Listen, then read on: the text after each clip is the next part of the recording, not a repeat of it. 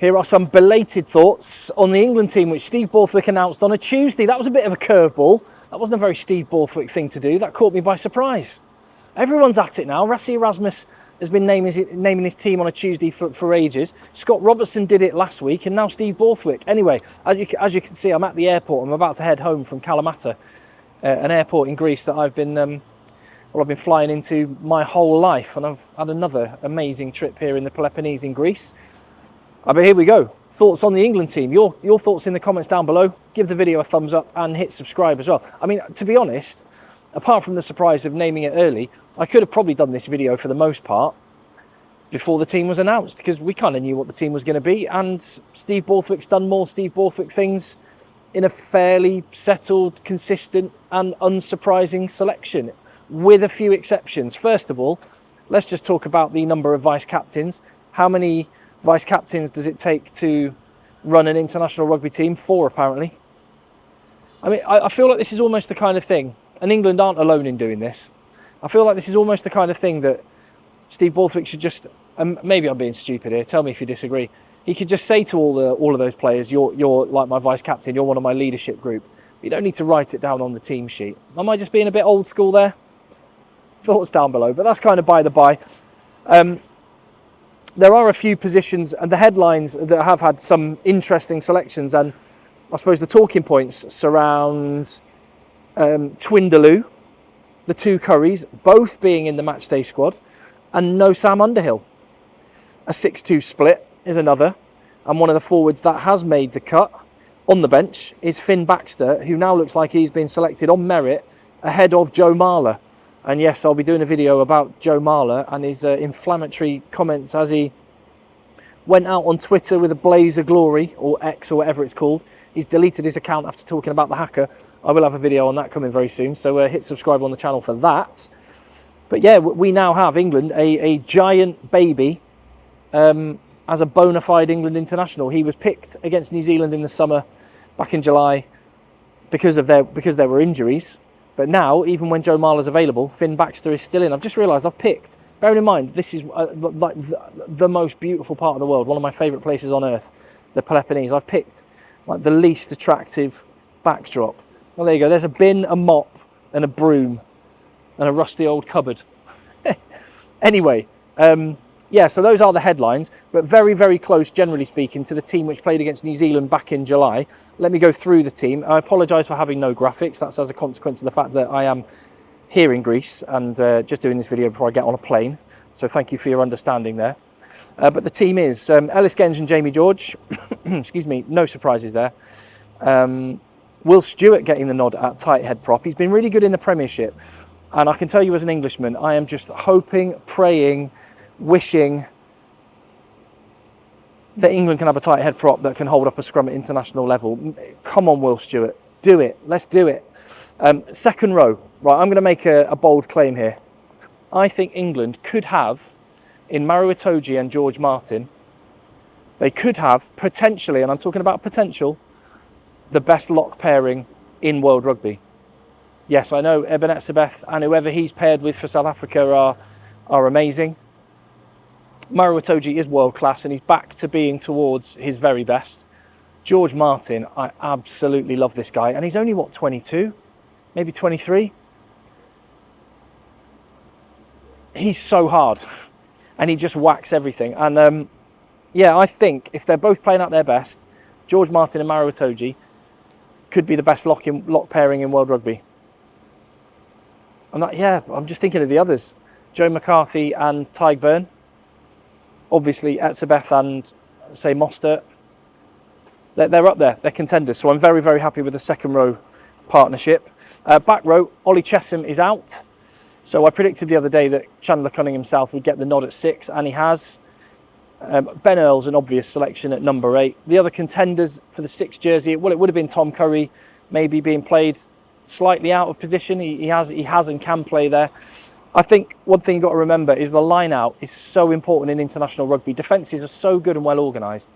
There's so little space for players that the line out is one moment where you can get a lot of players tied up in a confined space, and as a result it's huge from an attacking platform.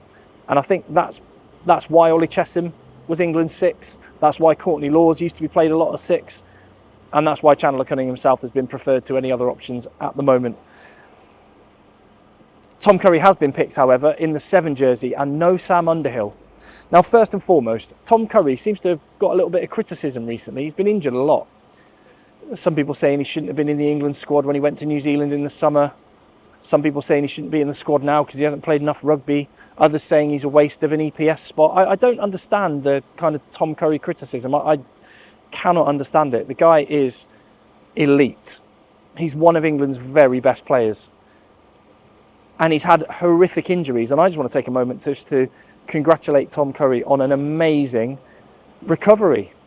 Bearing in mind that there was talk from apparently someone that he spoke to that said, you may not be able to continue playing rugby. And not only is he continuing to play rugby, but he's done enough to oust Sam Underhill from the England team, which speaks volumes about how good Tom Curry is and the importance of him to this England team.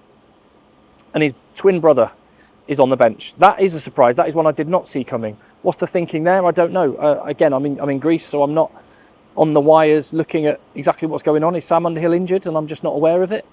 Or is that just a merit-based selection? It's an interesting one. And I'm not going to do the old cliched trope of, well, they've got a genetically identical player. That they are different humans and they're different rugby players, although they can do a lot of quite similar things very, very well. But so can Sam Underhill. And I am surprised to see him not there.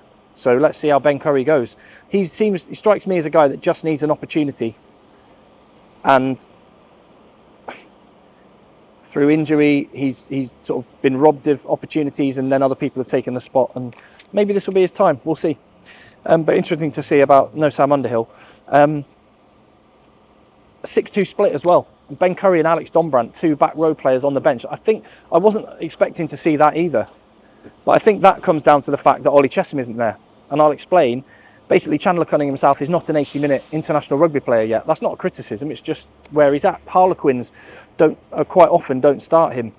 And for England, when he does start, he seems to play 45, 50 minutes. And so I think the size that he is, he's most effective for about 50 minutes. And so I'm fully expecting that he will be changed relatively early in the game, and that will change the kind of dynamic of the England team. Then they might go to the 2 fetchers, 1 on each flank. Maybe Ben Earl will shift across to the flank. And Alex Dombrandt will come in at number 8. We'll see. But interesting. As for the backs, well, the backline picks itself, doesn't it? It's dead easy to select England's backline. Partly because we don't have a lot of centre options. So Lawrence and Slade are in.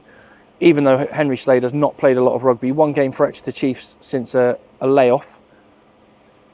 Is a concern. He is rusty, but he's also got a lot of experience. And again, weirdly, another England player that I don't understand why, but gets a bit of criticism. But hey, maybe it's just one of the things that happens when you play for England. People tend to lay into you a bit. I don't know, but I love him. He's amazing. So I'm very happy with that centre pairing. Slightly nervous because Henry Slade is a bit rusty, but he's got enough experience. He knows what he's doing. The wingers, easy, picks himself. George Furbank, happy days. Ben Spencer getting the nod at scrum half. Pleased about that for Ben Spencer. He's really good. And I'm more pleased even that Harry Randall is on the bench. That speaks to, when you think about the fact they may go with 2 fetchers at 7 and 6 for the later part of the game. And you look at Harry Randall coming off the bench. And I think it speaks to maybe England are going to try and beat New Zealand up a little bit with the pack, or at least match them, and then try and let rip a bit in the last 20 minutes. That's what I'm hopeful of as an optimistic Englishman. And Harry Randall is definitely a guy that can help England do that and up the tempo, which is great. Just the selection of George Ford on the bench in a 6-2 split is interesting. No Elliot Daly, who is just like a Swiss Army knife of a rugby player, can cover 13, wing, fullback at a really high standard, and he's not picked. I think that is a risk. If a winger goes down injured, we're going to have a bit of a juggle, possibly play Ollie Lawrence on the wing. I don't know. Can we? Ollie Lawrence? No. Who will play on the wing? Actually, that's a question. Who plays on the wing if one of the wingers goes down? I guess it would have to be George Furbank going to the wing and Marcus Smith to fullback. I guess what I would take from it is Marcus Smith is 100% a fullback, no doubt. in Steve Borthwick's mind as a second option, and the fact Elliot Daly is there speaks volumes for that. So I don't think that Marcus Smith fullback experiment is done yet, and we may see him and George Ford both on the field towards the end of the game. And it also speaks to the importance of George Ford to this England team. He's a vice-captain, even though he's on the bench, as ridiculous as I kind of think all the vice-captains are.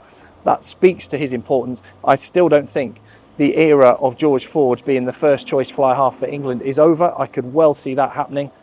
I think he's amazing. Weirdly, another English player that seems to be getting a bit of criticism. Maybe it's just the places I look on the internet. Maybe I need to go and look in other places, because I love George Ford. I love Henry Slade. I love Tom Curry. So I don't get any of them. I'm very happy with the England team. I am quietly confident, although I do not underestimate the size of the challenge that is waiting when England play New Zealand on Saturday, especially when it's going to be a fired up New Zealand, motivated by, well, beating England and also by Joe Marler.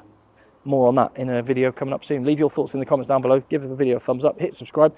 I'll see you on the next one. I'm going to get on the plane now.